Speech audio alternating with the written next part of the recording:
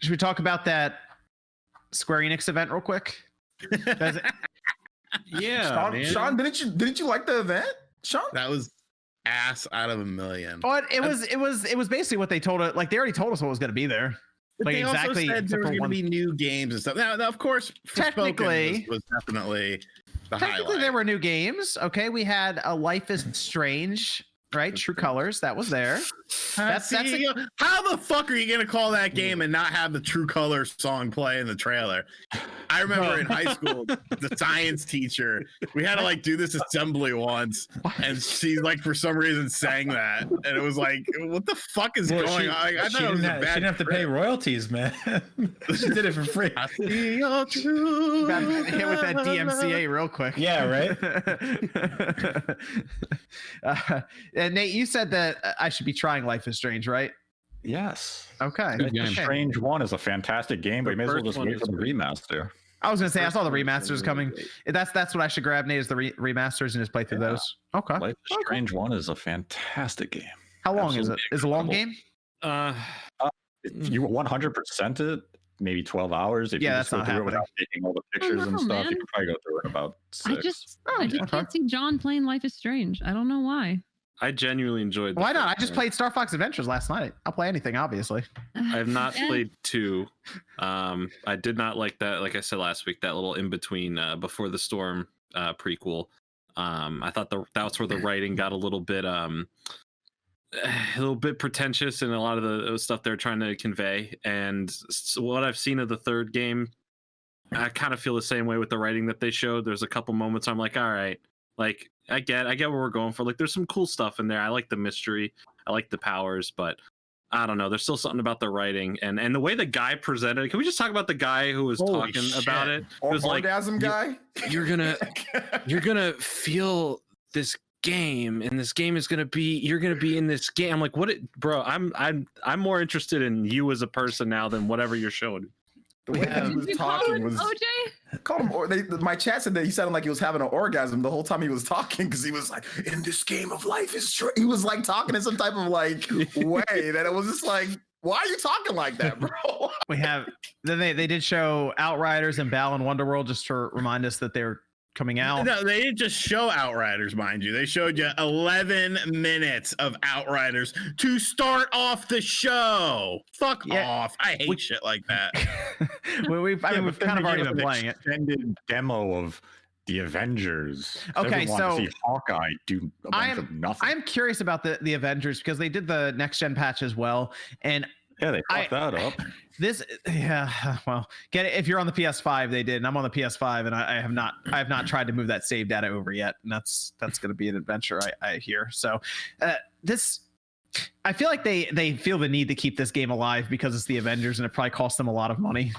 Yeah. So I re-downloaded it today to try it on PC again. Uninstalled. I played through it once and I was like, I just don't feel the need to keep playing this. I mean, the one thing I was going to wait for was Spider-Man. That's the reason I got on the PS5, but now that's coming out in the summer, I believe. They showed the expansion for Black Panther and I'm like, that could be cool. All right. It's not coming for like a while. That'll probably be end of the year. End of the year, yeah. I'm going to check it out. I'm going to re-download it and get everything checked out once that comes out. Good luck. I feel like with every games as a service, my whole thing is always like, it launches and I'm like, I'm not ready for this yet. This game's not ready for me yet. I'm gonna wait until like it gets its shit together, and then it kind of gets its shit together, and then I'm like, I missed the bus. Everybody's level 99. I'm too late, and then it just moves on without me. They made it worse with this one because they extended the grind or the ramp up to the end of the game, which is weird because the idea of these games is to get to that point and then start having fun with everyone. So. Right. I've seen people in the forums talking about playing Hawkeye after that update, and they've said that the leveling process isn't that much longer. Oh, okay. At least according to them, it doesn't feel that much longer.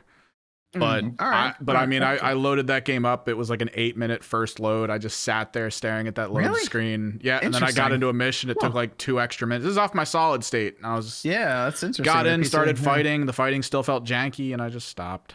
Who are you using? Iron Man.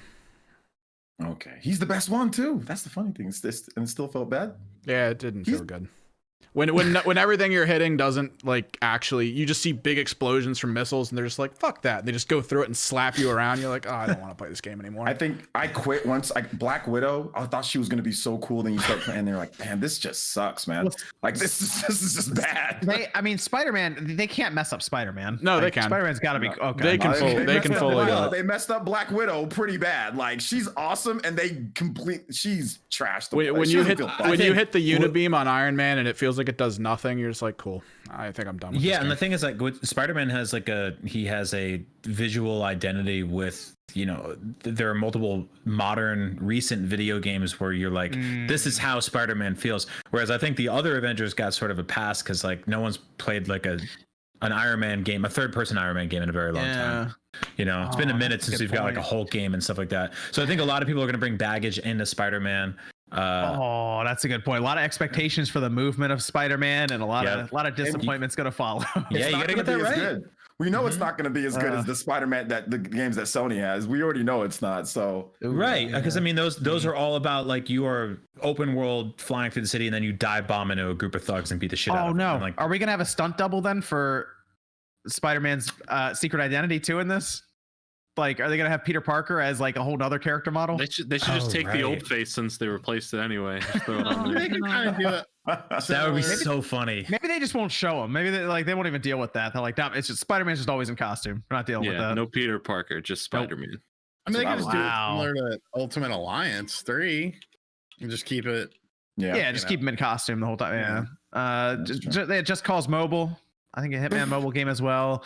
They did the Tomb Raider Definitive Survivor trilogy. I'm not really sure why that exists because like it just bundles all the games together, and I think 2 of the 3 are already on Game Pass anyway. I believe. I thought those were going to be next gen enhanced ones, but I think it's just a bundle you buy for $20 right now that's on sale. So yeah, I think that's it. It's just them sort of ringing the bell, being like, we still got this franchise. Great 25th anniversary celebration. It really came out all guns blazing. Yeah, that's such a bummer, man. I was like, they said it. That's what pissed me off. Like, this is Tomb Raider 25th. We're celebrating with a statue and a cookbook. Like, what? Okay. What about game? And she's coming to Fortnite. Well, that team most of that team moved over to Avengers, right? Or a lot of that team did, which is just like such a bummer. Because I personally would rather have like a 20-hour brand new, single player Tomb Raider game than absolutely. An endless games as a service kind of bloated Avengers thing. That we don't even think about too much is these games as a service games will tie up some of these studios. Definitely almost. So like we just talked about Crystal Dynamics or whatever, and they're just stuck doing that. And it's like, man, it'd be really cool if they did another Tomb Raider game or something. I don't know. Yep. So, also, I felt crazy because they showed off that Bubble Bobble trailer. And everyone was losing their shit on Twitter, and I'm like, I played this on Switch in like 2019. That's been out for a while. Yeah. Like I know because I I went to import that game. It was a fucking pain in the ass to like try because I'm a huge Bubble Bobble fan, which is weird. But I went to hunt down that game when it first came out. Like, how do I download this digitally? I have I bought like currency in a different region and shit like that, and like I reached out for a code through like press outlets, and I was like, I want to play this game. No one else cares about Bubble Bobble as much as I do, and it just didn't happen. And then they talked about it the other day, and I'm like, I played this already. I feel crazy. I think it went to Steam, and then they also just put the PS4 and Switch version next to it. Right. Yeah. They released that big for a PC release, like a Steam release. So that was like it felt weird because I thought, okay, are they doing like another one? Like I was thinking like, oh, is there like more? But no. Same game. Just support. just the PC. Well, we did have the big announcement at the event was that Project Athia is going to be Forspoken now. And I think that's still set up for 2022. It's also coming to PC as well as PlayStation 5, and it's going to take full advantage of next gen, so PS5 only, of course. And this is from their Luminous Studios. And what they showed, they've only shown small bits of it, but like visually, I think the game looks amazing. Yes. Like it looks tremendous. Yeah. Visually, it looks amazing. The only concern, and I shouldn't even use the term concern because it's so far out from release, is the fluid motion of the character is astonishing. Those environments are barren.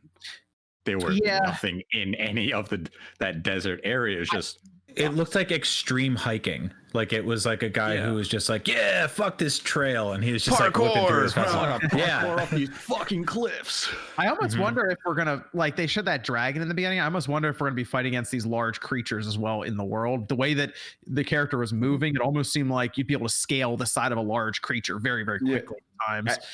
It makes me think when I look at that game, I'm thinking like, are they doing this open world huge thing just for open world? Like, would this be better if it was just like a action type of game that was a little bit more closed off and like they focused on the combat? Like that's the one thing like I agree with. Like it looks great, but that's the one thing that I was thinking. I was like, man, maybe like do we need this big old huge empty open world when you can just do this in a regular action game like a Bayonetta style game? Well, or like it depends. You know, I mean, Shadow of the Colossus did that with the massive open world, but the monsters you fought used it. So maybe we'll see that. I mean, it's tough to gauge because for all we know, the purpose of that trailer could have been to show the movement of the character and the speed and what you maneuverability.